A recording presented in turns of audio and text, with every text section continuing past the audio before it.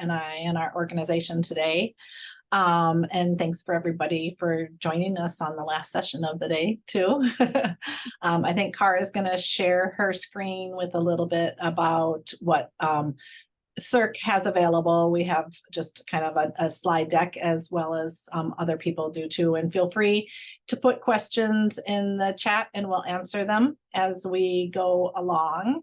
But just to kind of give a little bit of background, the Learning Connection, where Cara and I are work from, is a coordinated program, a set of programs that are available primarily in Southeast Alaska. But SERRC as a whole is a larger organization. And Cara, if you want to switch to that slide. Many of you on this Zoom might recognize SERRC from coming into your communities or in your school districts. As you can see on the map right there, all of those dots are places that SERRC has been providing services around the state of Alaska. So SERRC stands for Southeast Regional Resource Center, and we provide education services throughout the state. And so what you're seeing there mostly are the services that we provide for the kindergarten K through 12 areas. So some of those might include special education, technology services, financial services. So we do school business programs as far as financial services, carry out those tasks in some of those smaller school districts that aren't able to do that for themselves. The special education, the same thing. So we hire speech language pathologists, occupational therapists, psychologists, those kinds of things that provide those services in districts. Also, we help with school facilities, federal program grant writing. We do professional development and other school improvement services. And then we also provide some career pathway programs. So that's it. That's overall our organization, some of the different things that we provide. Today, Cara and I are mostly going to be talking about the Learning Connection, which are some services that we provide in Juneau and Southeast Alaska. So these programs that the Learning Connection provide are primarily funded through the Department of Labor. They are all at no cost to our participants, other than driver's training has a fee to it. But anyways, so we do English, or we do adult education. So we are the Southeast provider of adult education services. So people that are working towards getting their GED or English as a second language, citizenship, that all falls under adult education. We also embedded into everything that we're doing our employment skills development. We have funding from Department of Labor for trades training and college preparation. That's all embedded into our adult education or our WEOA youth program. So we work with a youth population. That's the role that my primary role that I have here. And we call that the JobX program. And then we have driver's training. We just recently received a grant from the Department of Labor to get that rolling for us again. And so we'll have that along with some CDL training, connecting to CDL training programs here in Southeast Alaska. Embedded into our WEOA youth program is a really strong work experience program. And then we provide some health career training here. So a whole gamut of activities for any of our youth and adult participants in our communities to get connected to. I'm going to talk a little bit about our adult education program. We provide adult education here in Southeast, and then also in Bethel and out the Aleutians and Pribilof Islands. Our main program that we do is the Alternative High School Diploma, or the GED prep and testing. But we also do English, as she was saying just a second ago, English as a second language. We help people take college placement tests, such as the ACCUPlacer or ALEX. We help with preparation for vocational training. So for example, somebody who wants to join the like Carpenters Union can come in and work with a math tutor to help pass that math test. That's part of the application process. We can help people study for work keys. We do literacy instruction and general tutoring. The eligibility requirements is that the people that we serve in adult ed need to be 16 or older, and any minors do require guardian permission. They cannot be enrolled in a K-12 school, or they are an English language learner who needs to increase the ability to read, write, and speak English, perform math skills, perform activities necessary to obtain secondary school diploma, transition to post-secondary school and training, or obtain employment. You can see one of our grads in the past few years on the slide. And then I'm going to pass it back to Kate to talk about her program. Yeah, thank you. And I just want to add in our adult education program, it takes a lot of courage for a person to return to school and work on that. And I think that, we try to meet them where they are at as far as their academic skills and what's going on in their life, and really try to connect them to the resources, within our organization and in our communities to help make sure that they're able to continue this path that they've indicated that they want to start, returning to school and getting a GED or working on their English language skills. We've got a really strong Ukrainian population that has been coming to Juneau, and we're meeting them where they're at, as well as our other participants that are coming from other countries as well. So it's kind of a cool, exciting atmosphere. The ways that we do it too, we're able to have classes in person here. We're able to do individual tutoring, and we're also able to do tutoring via Zoom or connect them to some online resources, again, that aren't at any cost to the participant. So it is really a nice fit for our JobX program participants to be also located or co-located with our adult education center. So JobX is a program that we have funded. It's a We Owe a Youth funding that we receive from the Department of Labor grant funding. And so we work with only what we call out of school youth. So those are students that have either dropped out of school or they completed high school, but they kind of haven't stepped into their what next mode.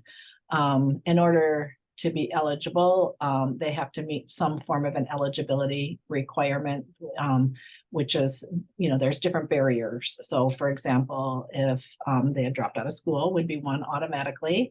If they're low income and they also have low basic skills, they could be eligible. If they've been in foster care, if they've been justice involved, if they're parenting, if they experience a disability. There's a couple others that I may have missed, but anyways, in general, we're working with youth that need that extra guidance that our programs can offer. And so in addition to helping them get their GED, for example, if they dropped out of school or return to high school, that would be another, could be another goal. Then we can also connect them to post-secondary training as well, and different kinds of career training. And then a big part of our program is providing individualized work experiences for them. So we do a lot of career assessments and kind of figuring out what they need. Some students come in without ever having done any kind of work before and really need some guidance in that area and need that first time opportunity. And they get employed through us. So they technically work for our organization as a trainee, but they're hosted by a work site in our community. And I see a question in the chat. Are the classes for dropouts online or in class? And no, we have both.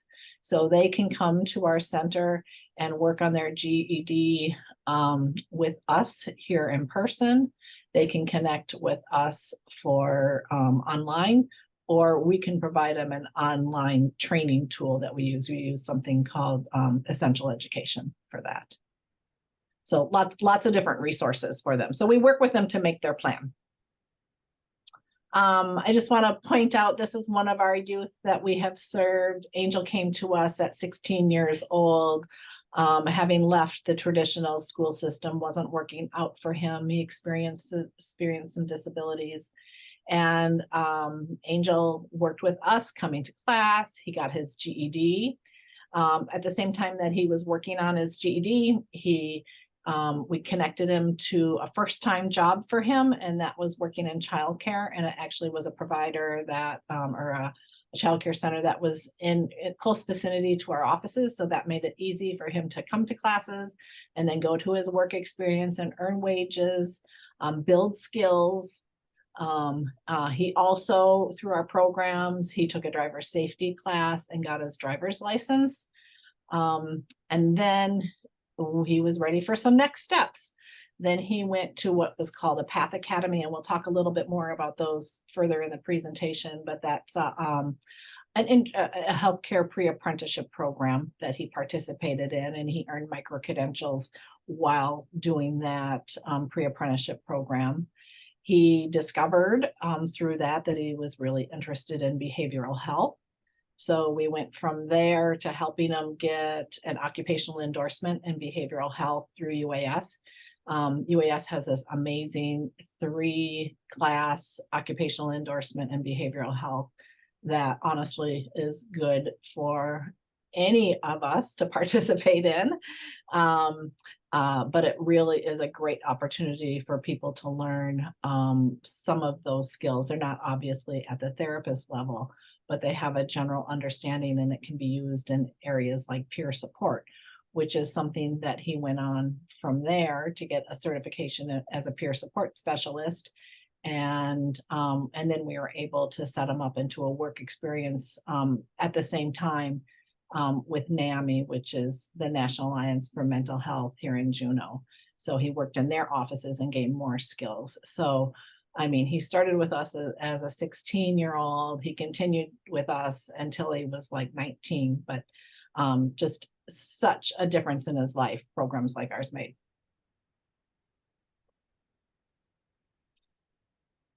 So I run the trades training program, and it is a free program. And through this program, students can take either classes in carpentry, welding, mining. They can get a CDL. They can go into diesel mechanics, construction safety. And my program's kind of divided into 2 levels. One is that I offer introductory classes. Like this spring, we'll have a diesel engines simplified class, which kind of takes out all the homework and bookwork, but over the course of the week, they can rebuild an engine.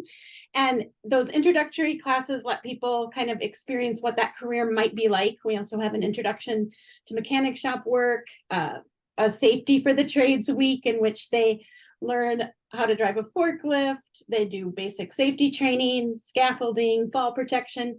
And so those introductory classes let people kind of experience a career and see if they might like to dive deeper. And then if they do, my program allows me to pay for them to get occupational endorsements. And those occupational endorsements can be as little as 3 classes. Like for welding, it's a beginning, intermediate, and advanced welding class. We offer 4 different construction OEs. And then the diesel mechanics program is the most advanced, and that takes at least 2 years for people to work through that program. And then I also, as part of that, help link those participants to employment and or apprenticeship with some of the local unions at the end. The newest things that we're adding to that program are in the marine transportation. So we do offer Master 100 ton. We just started with the Able Seaman certificate, and also like some basic safety, marine safety certificates. And so we're hoping to kind of grow that program as well. And here is one of our successes. William took the safety for the trades class. He earned OSHA 10, first aid CPR, and forklift. He was the most excited about learning how to drive a forklift. and he was hired at Home Depot the very next week. He also, after that class, enrolled in a summer welding class that we were offering and worked on his math here with our adult ed staff, which allowed him to apply for and get accepted into a trade school in the fall in a complete welding program where he joined some friends. And this is one program. Our program covers Southeast. I can help people. Most of my participants are here in Juneau, but I can also help participants either take classes online or if there are UAS campuses in their communities. But for people who are not in Southeast, the Alaska Works Partnership has an even bigger program than what I offer. They have the Alaska Construction Academy as well as the Helmets to Hard Hats Women in the Trade, and are located in Anchorage, Fairbanks, and the Mat-Su. So I just wanted to bring that to your attention if you're not from Southeast. The other part of my program is the free healthcare training. So I'm able to help people take classes to earn their CNA, their EMT, that behavioral health occupation that Kate was mentioning earlier that Angel was able to take. And the best things about our programs here at the Learning Connection is we can work together. So Kate and I work together to help Angel complete that program. And then also peer support specialist certification. And those are a few fun pictures of some of our recent graduates as well. And I wanted to talk a little bit about the way, I was mentioning, that we partner with each other. So in the past, we've also had our adult ed offer an English as a second language class that focused on healthcare vocabulary. And then those students who had taken that class in the fall were able to take the CNA class in the spring, and also kind of got support as they went through that class with additional vocabulary and English language skills. Okay, yeah, I want to add to what Cara said about our partnerships, because in addition to our own adult ed staff, we also partnered with the University of Alaska Southeast to kind of augment their CNA program for people with English as a second language as well. So they augmented it with a little bit of extra training for those folks that maybe needed some additional supports. And then in turn, we also try to work with those individuals so that they're really clear. There's a lot of responsibility for things like using Blackboard and getting an assignments correct and things like that. And so we dig in with our participants to make sure that they understand how those aspects work, because these are first-time college students and haven't really developed those skills yet, and we definitely want to get them off on the right foot. I see a question: how do you offer services to rural villages in Alaska? Do you have an example? So because for us, and most of what we're serving is the Southeast region, we're able to connect tutors in some of our Southeast communities for people that are working on their GED. If it's in regards to the trades training programs, there's been some support for some of our Southeast communities to attend the University of Alaska Southeast classes out of the Ketchikan campus, or it could be also out of, if it's in person, it could be the Sitka campus. As we all know, some things are being done online, so it could be done from any community for rural villages. Our funding is specifically for Southeast Alaska. Other than that, we do have adult education service. We also have grant service, the grants to be able to offer it in Bethel and the Aleutian Pribilofs, and that's other staff people that work for our organization. And all of that is done remotely because it's covering large areas. I'm not sure if that fully answers your question, but if it doesn't, you can put another one in the chat and I'll see what we can do. Yeah, our grants unfortunately can't cover travel. But we do sometimes partner with other organizations. Like I recently helped a youth from Sitka get his CDL, or he's in town right now getting his CDL. And so we kind of partnered with Southeast Trucking to do that, as well as he was put up by like friends and family here in town. Sometimes we can work with like Tlingit and Haida, and they can help with that travel cost. But yeah, unfortunately, we can't do travel, but if we can make it work, we find a way. Another possibility for travel is working with the job centers as well. So the job centers have funds that also come from Department of Labor that can provide many of those services as well. So if anybody were interested in something and they were needing to travel for it, I would highly recommend communicating with their job centers, because they're definitely a great resource for funding too. We just had a meeting with our partners at the Juneau Job Center yesterday, and their assistant director of the statewide job centers, and they were reinforcing that as well. So just definitely want to put that out there for this group. I next want to talk about Southeast Alaska Health Education Center, or ACAC. So there's 6 areas in Alaska that have area health education centers, and the southeast one is housed under our organization, SERRC.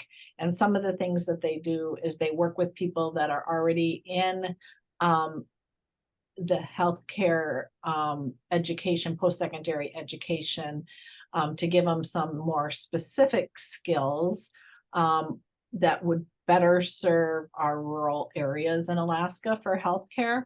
And that program is called the ACAC Scholars Program. And then our ACAC also offers first aid CPR to different schools and organizations in Southeast Alaska. We offer mental health first aid to different schools and community partners throughout Southeast Alaska, or in communities.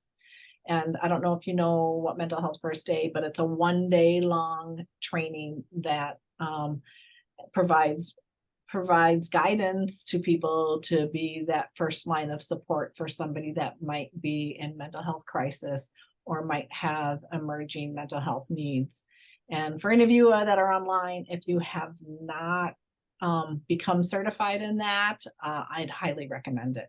And there's different versions. There's an adult version, which is designed for adults working with adults. There's a youth version, which is designed for adults that are working with youth populations. So example, teachers or paraeducators or coaches or religious staff or after school programs, anything like that, where you might be able to help. And then there's a teen version, and that's a version where teens learn some steps to become support for their peers and how to guide them to more professional adult help. The ACAC program also offers introduction to healthcare careers. So that's like pipeline training for youth. So for high school age youth that might be interested in potentially going into healthcare and kind of getting those first steps and an introduction to what the opportunities might look like. We even have ones called, I think it's called Scrubs, and it's for young kids like kindergarten, first grade, where they learn a few little things about, putting on a Band-Aid and getting to do different things on, at a younger population. And so anyways, those are part of what ACAC is offering. I'm gonna check the chat because I see a few things jumping up right here, and I'll answer them in the moment.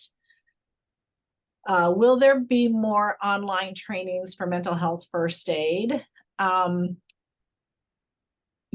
There are online trainings. I think they're better in person for myself. I'm a trainer, but you could communicate to us, we can get that question to our AHEC providers who do the scheduling of that. But there's also a group out of Anchorage that I know in the past they were doing online trainings. Wendy Shackelford, that sounds familiar. That could be checked. So there's different groups that have different sets of funding. And then there's AHEC, like I said, is available. There's 6 different areas in Alaska that have that AHEC group. And so it might be that there's a group, closer to the area that you work in where they could come in and do that training. It just depends. So if you get the question out there to us, we'll try to get it to the correct person that could answer it. And our contact information will be here at the end, or we'll get it in here. Another question for those wanting to connect to their adult education program in their geographic area. Is this the link? I believe so, Heidi. Oh, Heidi, you're in our WIOA youth program too. You're one of our coordinators. I'm seeing you're saying that this is the link. Thank you for adding that, Heidi. I was wondering if you said, is that the link? I'm like, oh, didn't click on it yet. Thank you, Heidi. And question, are areas looking to start child development courses for students and try to figure out a way to have a childcare facility that serves 2 purposes, such as the need for childcare for families and as a way to use as an educational tool? Mercedes, awesome, thank you. We have worked in that whole childcare arena a little bit. I have in my WIOA youth program. So it's such a huge need in Alaska, and there's a new childcare apprenticeship program that is just getting launched, and that's through Southeast Alaska AEYC. If you contact me, I can at least send you the flyer to it, and then you'll be connected to the correct people for more information for that.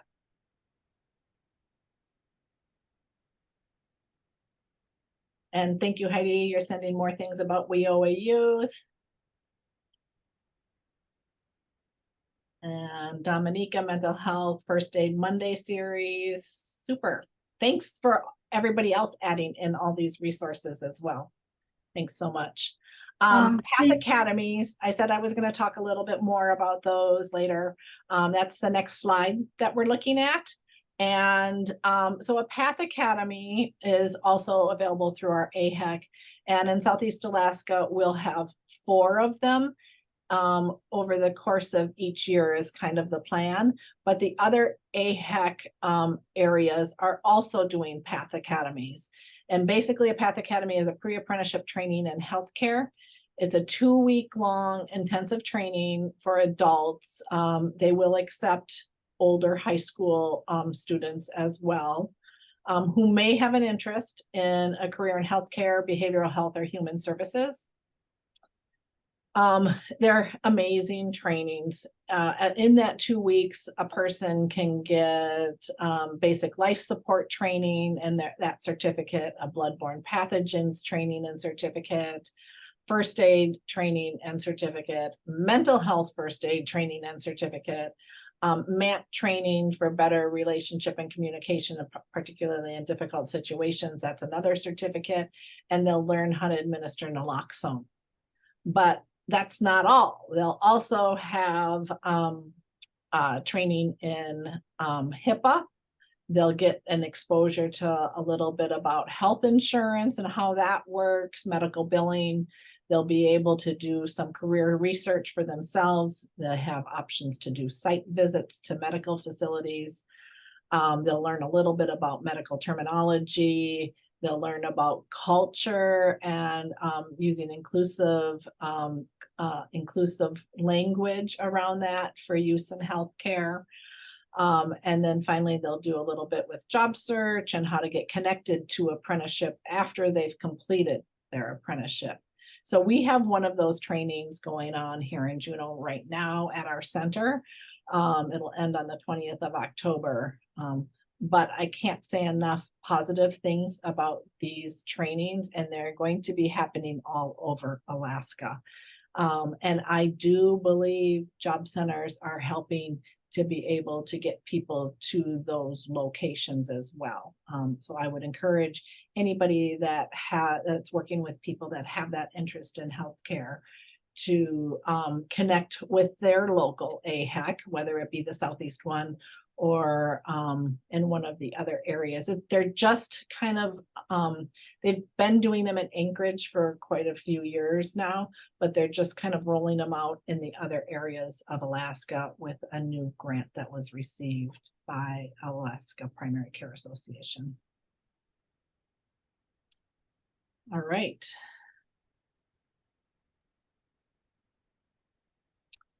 Another just offering that we have is something called North Star Digital Literacy.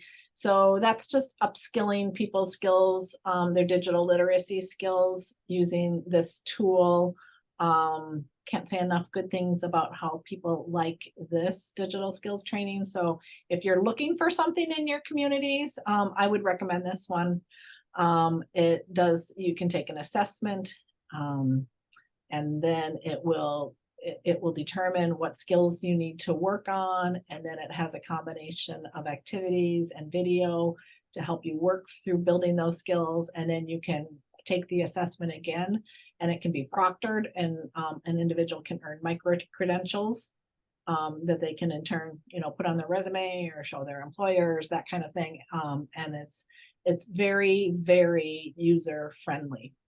So we have that here at our center, but again, if you're looking for a tool, I've been really happy with this one. Another program that we host here is the Mature Alaskan Seeking Skills Training, or MAST. It is for individuals over 55 who need a little bit of help getting back into the workforce.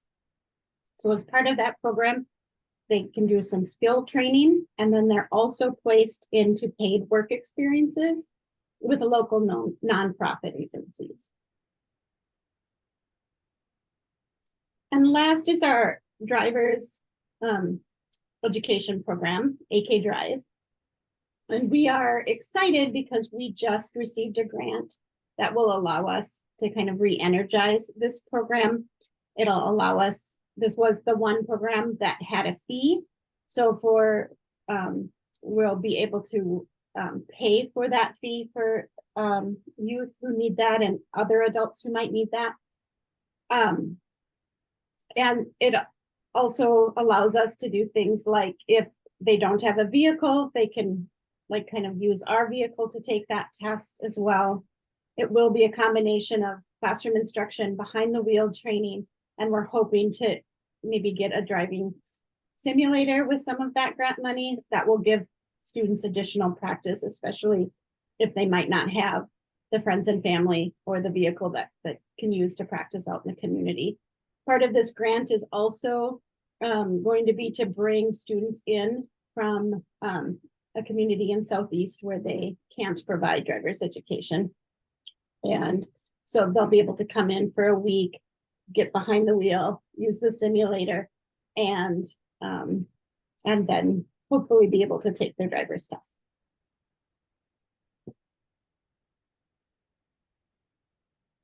Oh, and this is one of the participants, and Kate will talk about it, but he's one that was shared between our programs, and yeah.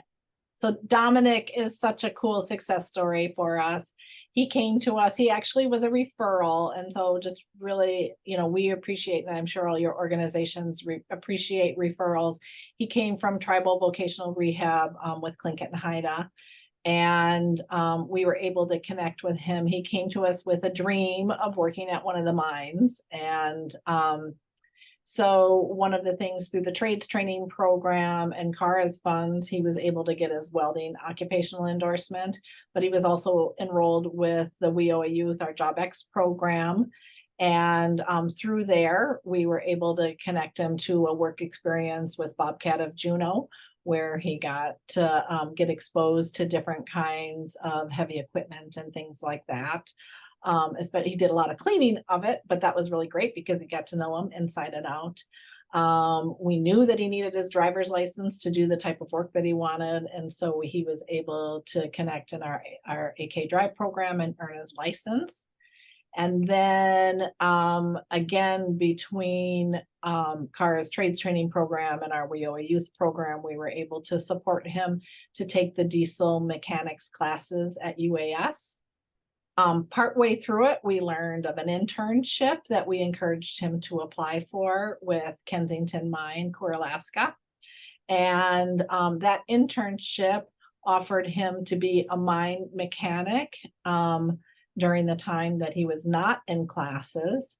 And then while he was in classes, they would pay his tuition and they paid him for the time that he was in classes. So basically he became their full-time intern employee with full-time benefits and paid for the remainder of his classes. And then upon completing everything, he was offered a full-time job, and that's where he's continuing to work at this time. So just a great big success for Dominic and for, you know, a connecting of all the resources together. Kate, this is Noelle. Mhm. I don't know if you addressed my question, but if adults go to your facility, are they provided housing? We don't, that's a great question, Noelle. No, we don't have housing for our participants. But again, I would encourage anybody that was wanting to participate in one of our programs and would need that to connect with the job center or tribal organizations to see if there were funding available for that. But unfortunately, our funding doesn't run that deep, nor do we have an actual physical location for housing. Where are you from, Noelle? Thank you. I'm from Shaffornik, Alaska. Shaffornik, near Bethel. Oh, okay. Okay. I mean, we offer adult education in the Bethel area, but I believe all of that adult education is delivered distance. But Bethel does have an ACAC, I believe, and I think they will be having those path academies, and there might be a resource there for housing for somebody to attend that for the 2-week period of time. I don't know that for certain, but I would check with that local ACAC. Okay, your facility, your program sounds so very positive, and I was like, wouldn't it be nice if our dropouts went there and they got their GED and then got training? Sure. To Yeah, it would be, you know, if they, you know, if there was any eligibility, I mean, yeah, housing is definitely an issue in Juneau. I'm not gonna lie about that one. To find housing is difficult because in the summertime, we're very much a tourist community, and so any extra housing gets snapped up for that. And in the wintertime, we have the legislature here and extra housing gets snapped up for that. But there is, but short-term things, you know, there might be a possibility. And occasionally we're able to connect people through like UAS to be able to stay there and things like that too. Yeah. I know Covenant House also, Noelle, that could be a really good option up in Anchorage.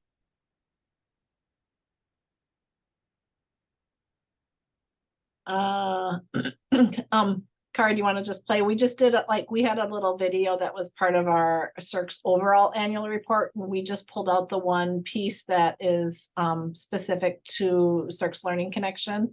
So we'll just play that real quick.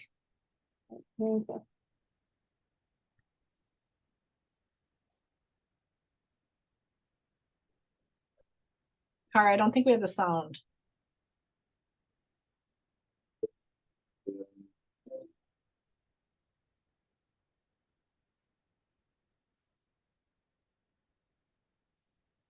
We'll skip the sound.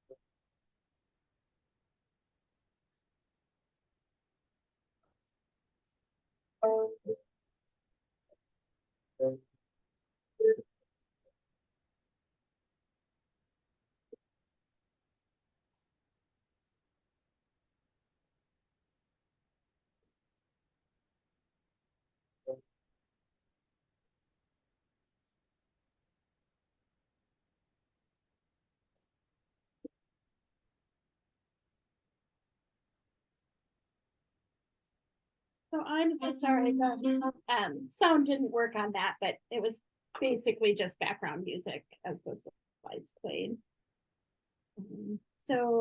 I wanted to like kind of end by leaving our contact information up. We really appreciate this opportunity to talk to you today, and here's our contact information. But if you guys have any more questions or anything else you want to ask or talk about, we would love that. Thank you very much, Kara and Kate. I did ask a question. I know we are 2 minutes past noon, but could you just very quickly tell us a little more about Career Connections? Yeah, so that is actually a program that we're not running at the moment. It was Okay. and it kind of like we had to cancel it during COVID, and it hasn't quite been brought back yet. But it was a program that we ran that brought high school students from all over Alaska, and especially from the smaller villages into Juneau, where we did career exploration. We took them around to a bunch of different types of work sites. There was a small curriculum that went along with that, where they kind of explored a career of their own choice and created a pathway to that career. And we did things that, like, if they did want to leave the village for training, that they would just be familiar with how to ride the bus in a bigger city, even though Juneau's not that big, or eat out at a restaurant. We provided them money to go do all of those things as well. And it just has not come back since COVID, but it is a great program that had a second level too, that students could come for their second year and then job shadow with somebody in our community. We had one set up right when COVID hit to work with one of our local attorneys. And then, yeah. Any hope the program will be brought back? That's a great question, Dominica. I think it could. We have the ability. I mean, we know how to do it and that kind of thing. If we had like a school district, for example, or a group of schools that had enough youth to warrant us bringing it back, usually what would happen is a school would send a certain number of youth along with some of their counselors, would come too, and then we would house them at either the youth. So we did house in that situation, and it's a 4-fee program. For the district would have to pay the fees to do that, but we would house them either in a youth hostel, or we might be able to utilize the university. They do university site visits, those kinds of things. Yes, I think that, but we haven't had the staffing, I mean, much like anybody else's organizations, because we didn't have the participants because of COVID, then we didn't have the staffing anymore. And so we kind of have to have the participants to bring back the staffing, but we love the program. It's a great program, but we just need to figure out a way to bring it back to life again. Wonderful. Well, keep us posted. Thank you so much, ladies, for joining us today. Thank you, our participants, for asking all the questions. And so I will let everyone go now and enjoy your break. So thank you so much. Thank you for having us.